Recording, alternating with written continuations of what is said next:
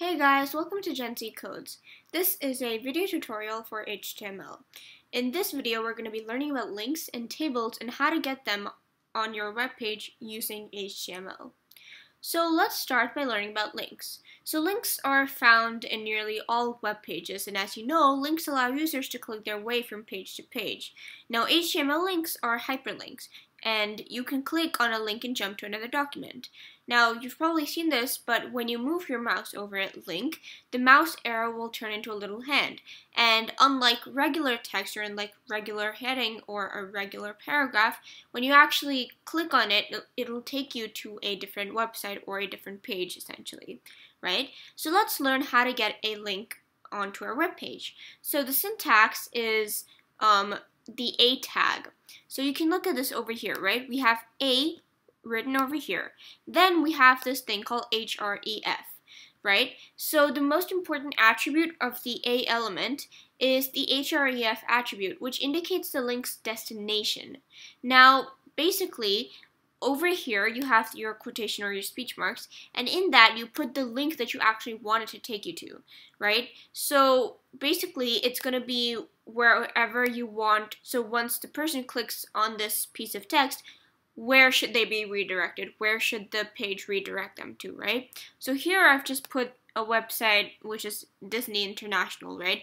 So if you click on this, basically, if you click on this text, it should take you to Disney's official website, right? Now the link text is the part that will be visible to the reader. Now this is given outside of the A tag, right? Outside of the A element.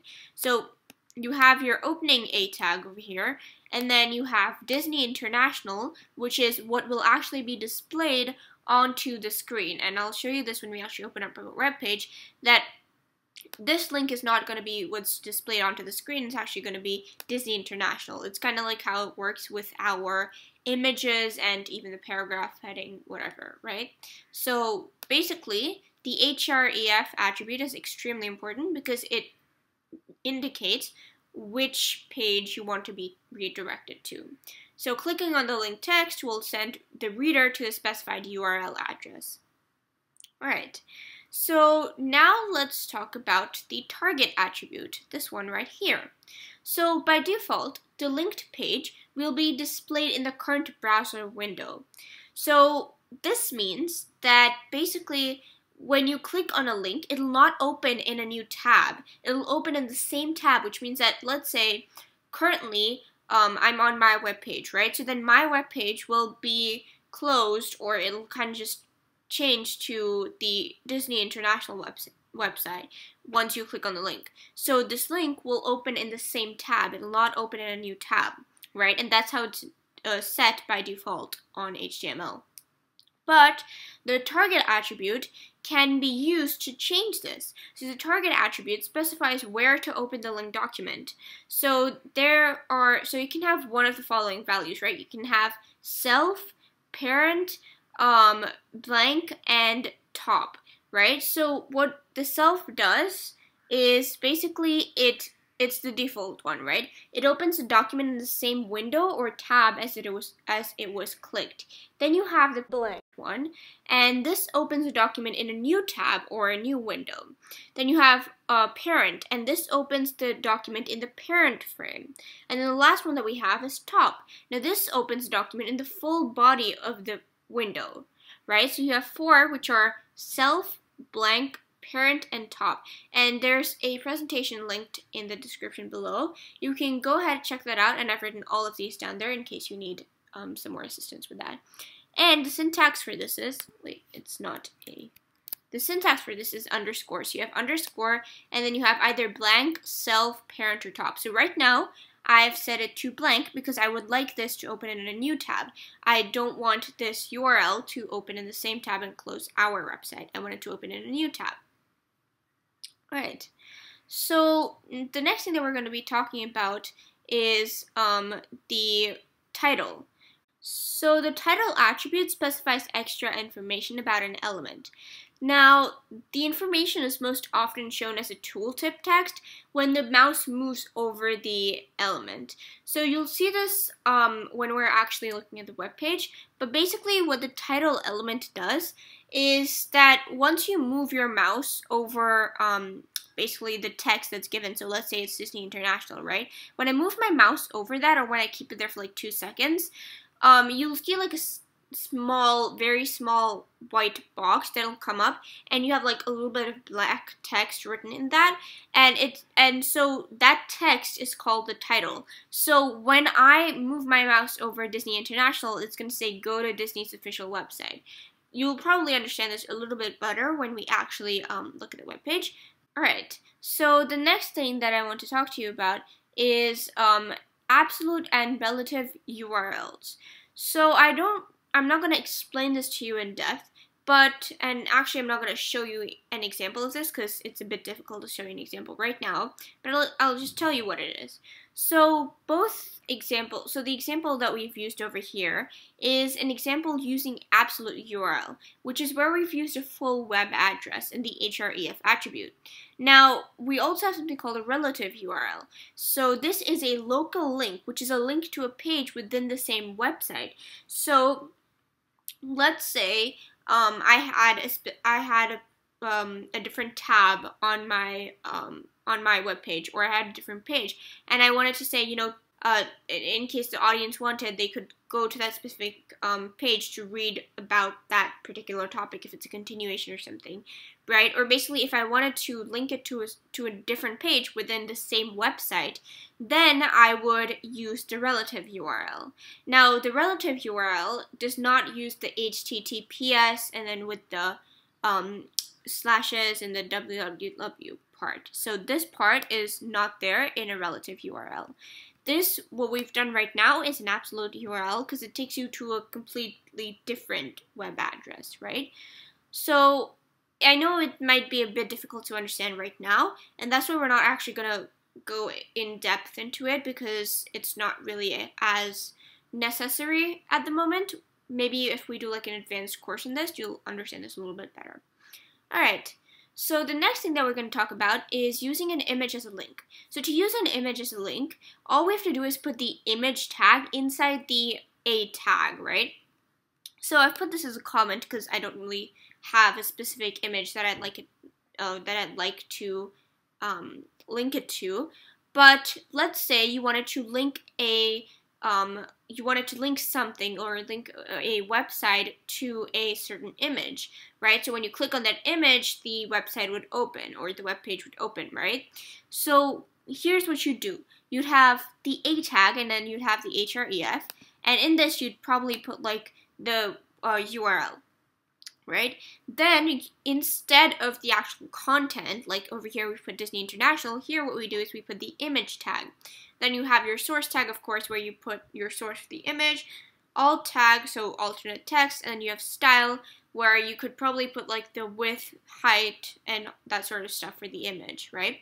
Then you close your a tag. So basically what this would do, using this sort of format, it would create an image, and then once you click on the image, it would basically take you to a different web page. So it would link that image to something else. Alright. So the next thing that we have is an email address, so linking to an email address. So we can use the mail to inside the href attribute to create a link that opens a user's email program to let them send a new mail.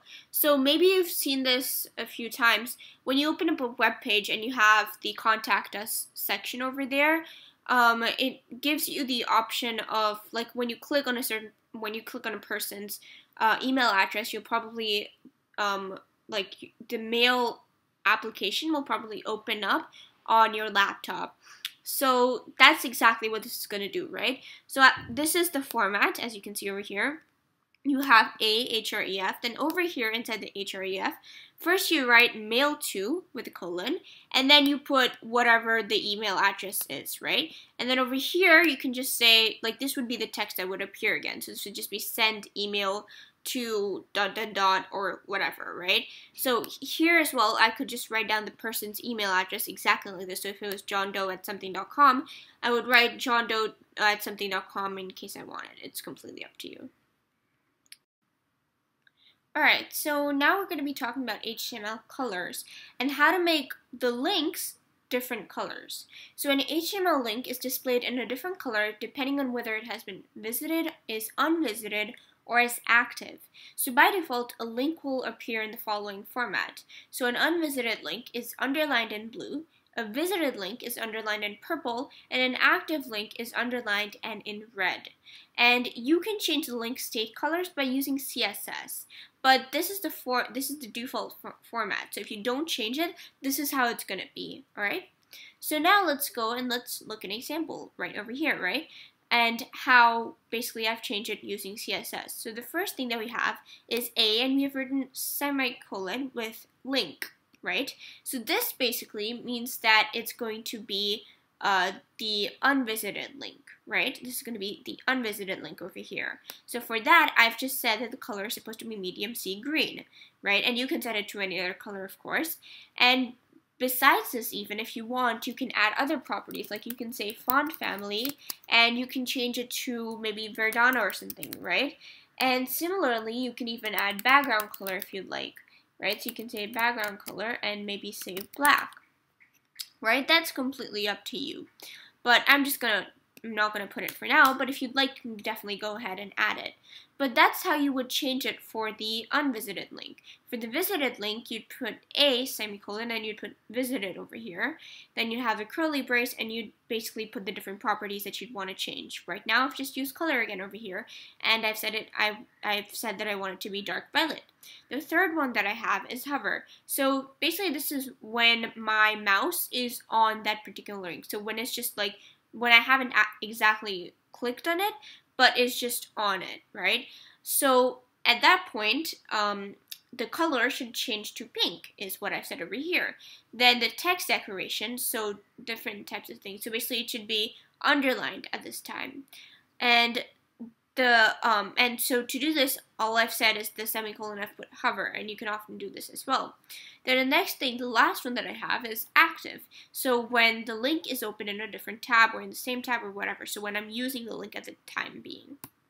So at that time, the color should be lime and the text decoration should be underlined. Now, it should be known that the underline property, right now I have explicitly stated it, but regardless of whether I say it or not, for the visited and unvisited links, as I mentioned, they would definitely be underlined. So there's no need as such to actually put it. You can put it if you want, but it's not necessary.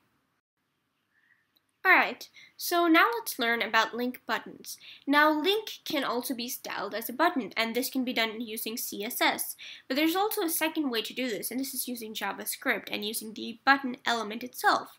So we're going to be learning about both ways to do this. So let's learn about the first way first, which is by using CSS. So as you can see over here, I have my style element over here, right? And in this, I've written a link and a visited, which basically means that for both an unvisited link and a visited link, this should be the basic style of it, right? So the background color should be black, the color of the text should be lime, the padding should be 15 by 25 px, the text align, so the text should be in the center of the button basically, and the display should be inline block. Now the important thing, so the thing that actually makes it a button, or makes it look like a button actually over here, is the padding in the background color.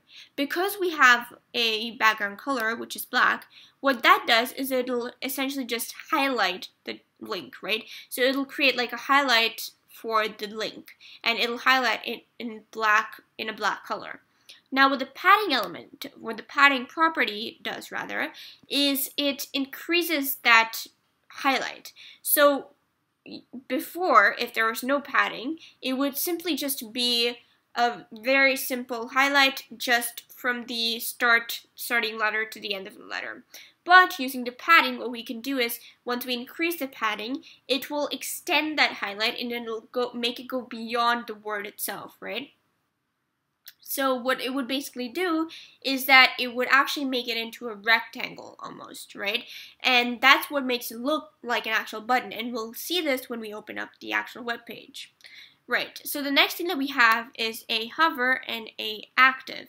Now, the a hover is basically, as I mentioned, it's when your mouse is on the link, but you actually haven't clicked it yet.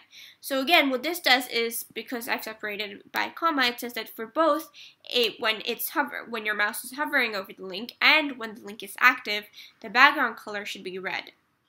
What this means is that basically, previously, when it's unvisited or visited, the background color should be black. But when you're hovering over it or when it's active, change the background color to red, very simply, right? So what this is going to do by using CSS, what we're doing is we're creating a rectangle almost around that link to make it look like a button. It's not actually a button, but we're making it look like a button, right? Now the second way to actually create a button-like thing on our web page is by actually using the button element and by using a little bit of JavaScript. So to use an HTML button as a link, you have to add some JavaScript code. Now JavaScript allows you to specify what happens at certain events, such as a click of a button. So over here, as you can see, I've written button, so there's an actual element called button, so we use that. So we've written button, and then we said onClick equal to document.location, and we have our link over here. And we've said Disney International, and we have button over here. So basically, what this does is it's almost, if you look at it, you'll be able to understand it because it's pretty explicit, right? So basically, onClick. So once this link has been clicked, or once this text, or once this button has been clicked, basically, open up a document, right? And this document's location is whatever link you have to put, right? So it says once this button has been clicked, open a document, and the document's location is this. And this is where you put your link, as I've put Disney International over here. And then over here, this is basically the text that will be inside the button. And then once you click on the button, so just kind of something to indicate where that button is going to take you. So here I've just put Disney International because it's taking me to the actual website, right? And that's essentially just how link buttons work. It's not as complicated, but if you don't know JavaScript yet, you may not have learned any of these commands yet, and so it might be a bit difficult to actually program it in this way.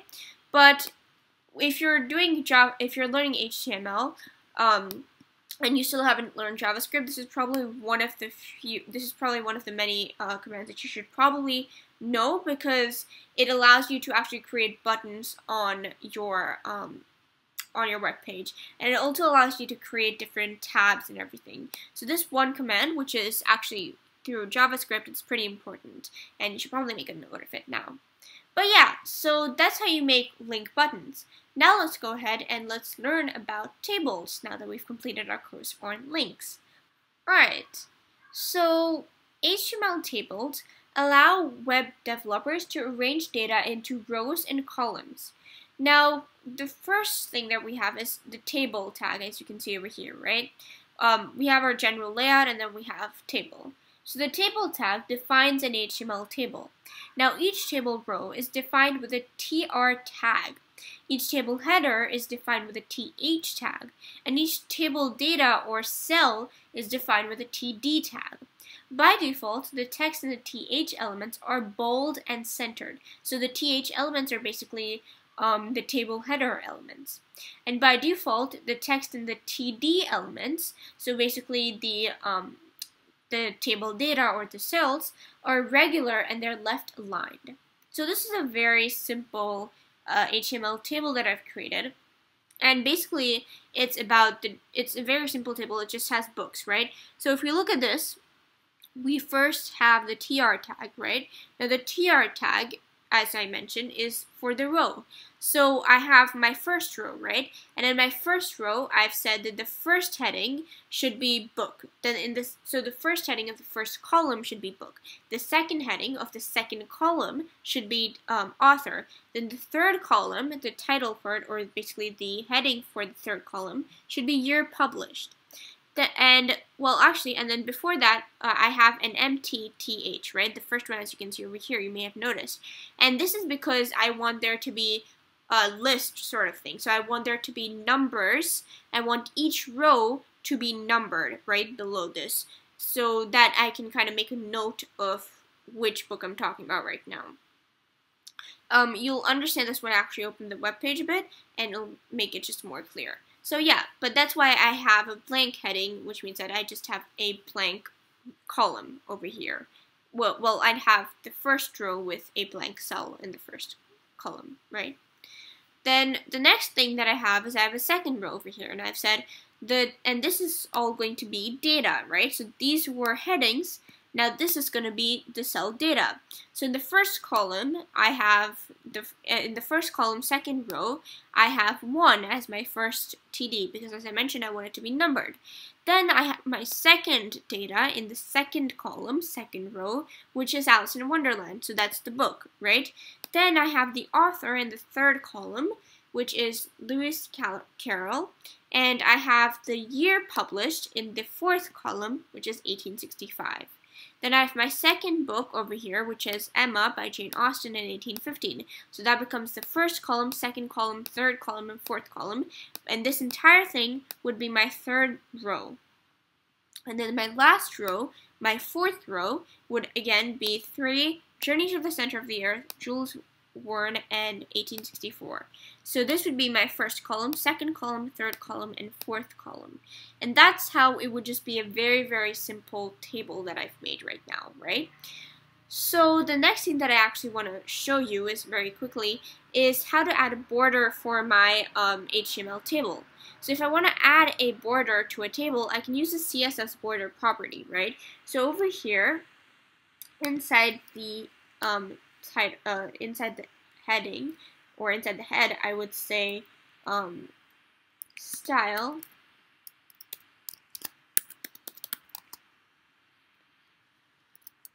and here I would say table, th, and td,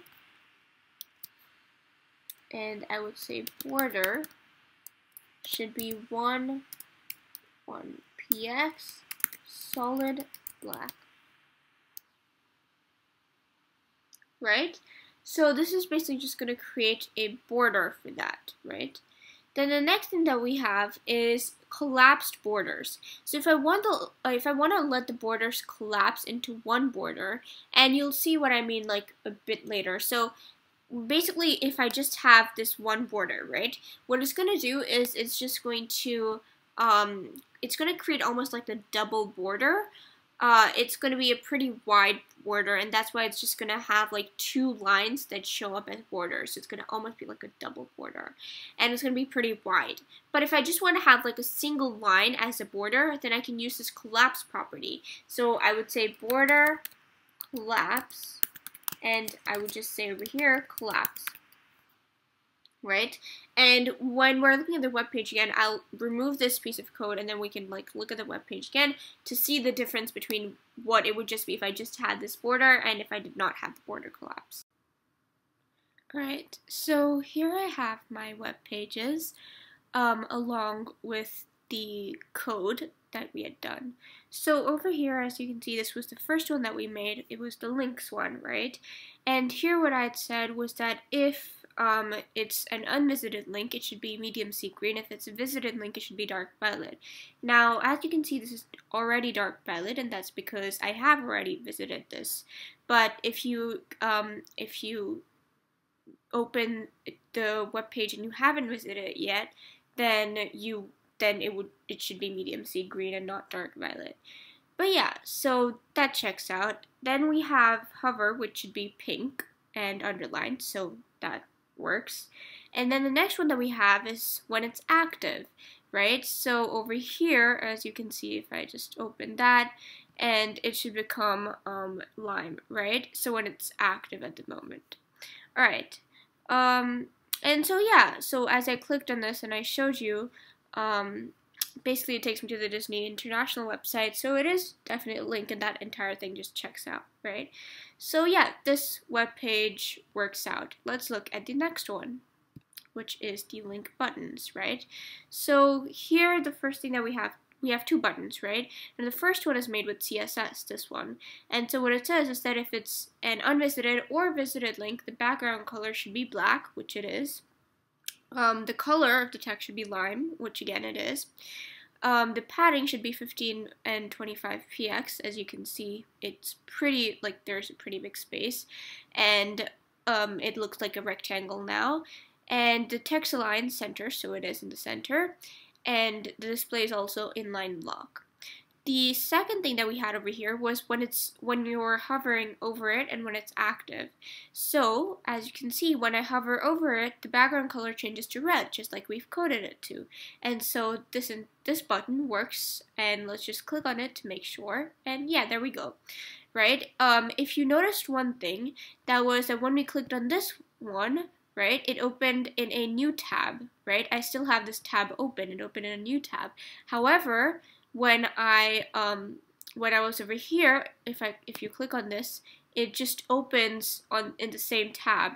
And this is what I mean when you put a target. If you can see over here in links, right, we'd put the target as underscore blank. Now what this blank meant was that it was going to open in a new tab, which is why it did. But over here, we had put no target, which is why it opened in the same tab, thus closing the other one, right? So let's go back to that web page to look at this one now.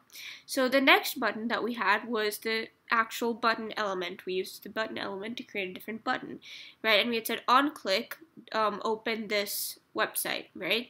And it should say Disney International. So that's it, right? We have a button. This is very similar to one of those submit buttons that you might see on a form or something. And yeah, so this is what you would usually use it for. So here I can just click on it and it gets me to the site. So it works the same way, it just looks pretty different, and the way you code it is also pretty different. You can choose to do either one based on whichever one you prefer, whichever one you like in terms of how it looks as well, right? But yeah, these are link buttons. Now the last thing that we did was we looked at tables. So let's open that. Right, so over here, the main thing that we talked about was, besides the rows and everything, of course, we talked about the border collapse. So over here, as you can see, it's like a single line border, right? But let's say over here, I remove the collapse border, right? Let's save that, and let's reload that page. And as you can see over here, I have almost like a double border sort of thing with two lines instead of one, and it's a pretty thick border. And if you really want to increase this, if you like this format better, and if you want to even increase the distance between these two lines, make it wider, make the border even wider, you can use the padding property, and you can increase it, so that works out as well. And you can also increase the width of certain rows if you'd like. That's also very much possible. And you can maybe do the text align in the center, or however you want, right? But yeah, that's basically what the table is.